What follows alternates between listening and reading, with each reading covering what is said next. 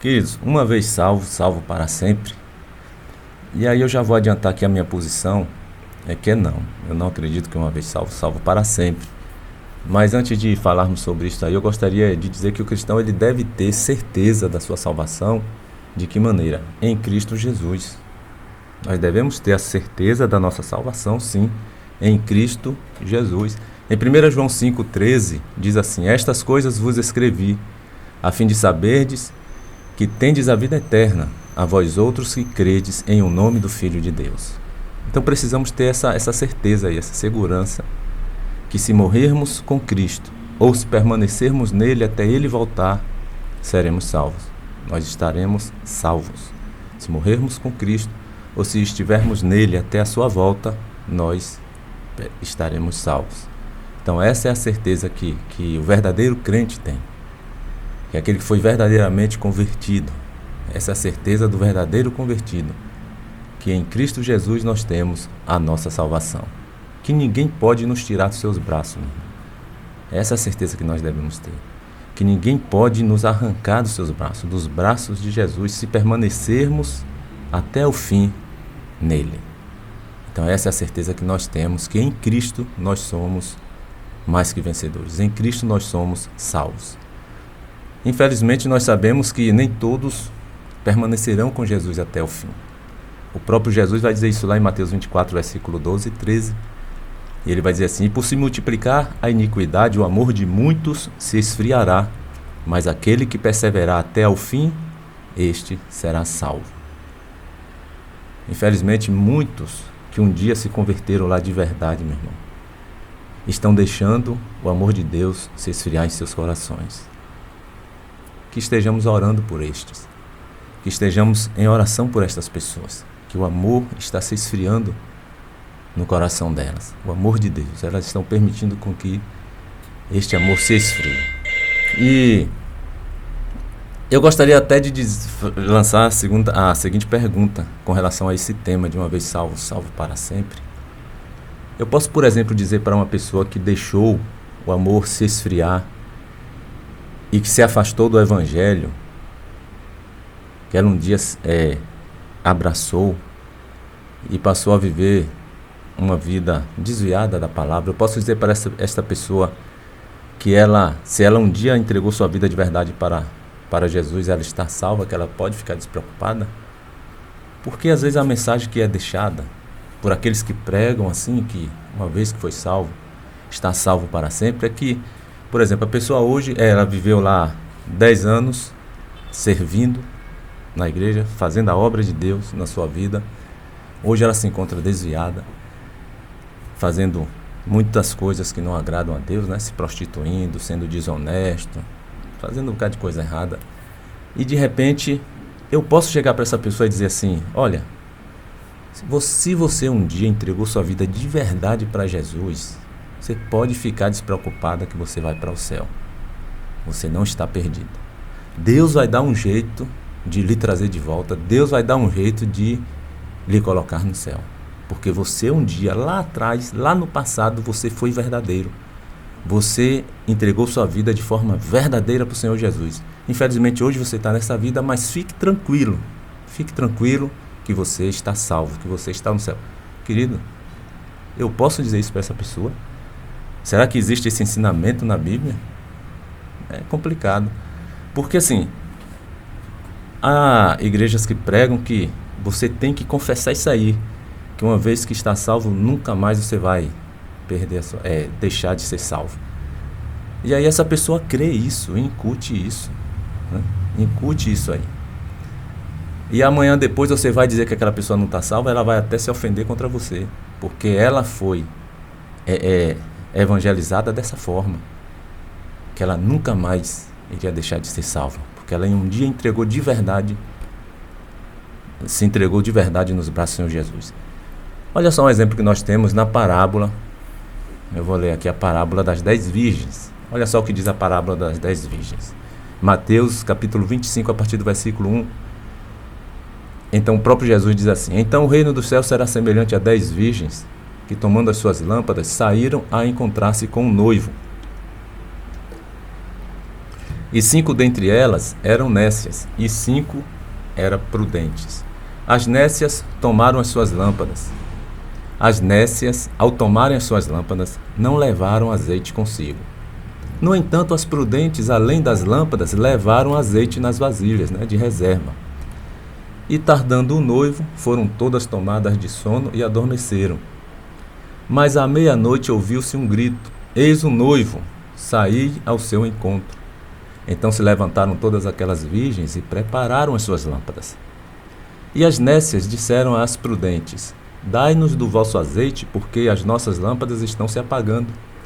Mas as prudentes responderam: não, para que não nos falte a nós e a vós outras. Ide antes aos que o vendem e comprai-o. E saindo elas para comprar, chegou o noivo, e as que estavam apercebidas entraram com ele para as bodas, e fechou-se a porta. Mais tarde chegaram as virgens nécias, clamando: Senhor, Senhor, abre-nos a porta. Mas ele respondeu: em verdade vos digo que não vos conheço. Vigiai, pois, porque não sabeis o dia e nem a hora. Agora, interessante aqui nessa parábola, e você vai observar isso aí até concordar comigo, que inicialmente todas estavam preparadas para a chegada do noivo. O noivo aqui está na representação de Jesus. Todas estavam preparadas inicialmente falando, mas nem todas terminaram a sua jornada. Mas se o noivo chega logo ali no início, todas entrariam na carruagem. Todas. E aí, como o noivo não chegou logo ali no início, que elas estavam todas preparadas, quando ele chegou, resumindo aqui a parábola, resumindo a história, quando o noivo chegou, só 5 permaneceram firmes, apercebidas, preparadas. As outras cinco que não estavam preparadas, essas não foram salvas. Então, queridos, fica claro aqui nessa parábola que muitos iniciarão bem, se converterão de verdade ao Senhor Jesus, mas não terminarão a sua jornada. Então não existe essa questão de que uma vez que entregou sua vida verdadeiramente para Jesus, está selado. Você precisa permanecer. Você precisa ir até o fim. Você precisa estar firme. Você vê que as 10 estavam inicialmente preparadas, mas só 5 terminaram a sua jornada de forma positiva e foram salvas. Então, qual é o perigo de nós estarmos muitas vezes justamente pregando isto para uma pessoa recém-convertida? Isso poderá causar nela uma despreocupação. Despreocupação em quê? Em ter uma vida de vigilância. Uma vida de vigilância contra o pecado. Nós precisamos ter esse cuidado, queridos. Precisamos ter esse cuidado. Inclusive, Jesus vai dizer que deveríamos vigiar, porque a nossa carne é fraca. A nossa carne é fraca, a sua carne é fraca, a minha carne é fraca. É por isso que Jesus vai dizer lá em Mateus 26:41. Vigiai e orai para que não entreis em tentação. O espírito, na verdade, está pronto, mas a carne é fraca. A carne é fraca, meu irmão. É muito importante sabermos para quem Jesus está direcionando estas palavras. Para quem é que Jesus está falando? Jesus aqui não disse essas palavras para pessoas que não se converteram de verdade. Jesus não disse essas palavras aqui, meu irmão, para pessoas que estavam fazendo a obra, mas não eram verdadeiramente convertidas. Foi para essas pessoas que Jesus disse isso. Jesus vai estar advertindo com estas palavras a quem ainda não entregou seu coração de verdade a Ele? Não, pelo contrário. Jesus disse essas palavras aqui para os verdadeiros convertidos. Aqueles que estão com seus espíritos prontos, mas podem cair a qualquer momento porque a carne é fraca. Então Jesus está advertindo o verdadeiro convertido.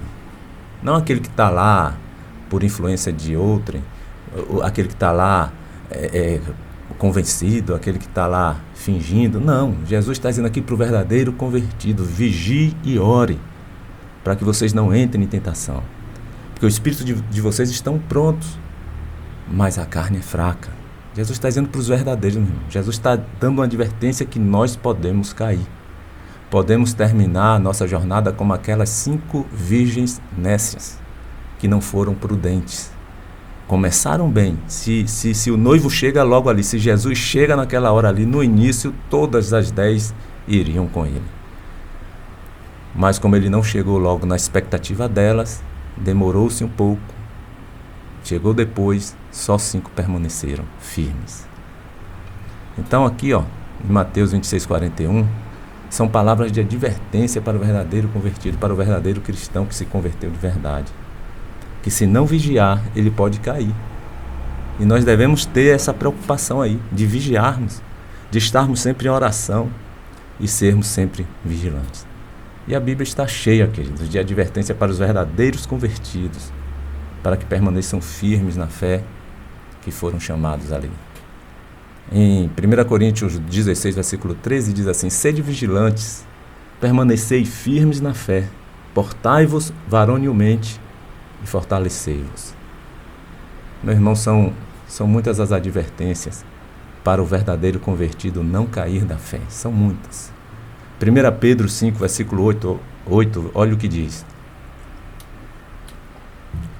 sede sóbrios e vigilantes, o diabo, vosso adversário, anda em derredor, como leão que ruge procurando alguém para devorar, bramando como leão, buscando alguém que possa tragar, né? Em outra versão diz assim. Então, meu irmão, se não andarmos sóbrios e não sermos vigilantes em todos os nossos atos, você pode ter certeza, o diabo poderá ali achar brechas através do pecado para entrar em nossas vidas e tentar nos destruir. Você tem que ser sóbrio, vigilante. E isso aqui não são palavras para quem não é crente, para quem não se converteu de verdade. Isso aqui é palavras para aquele verdadeiro convertido.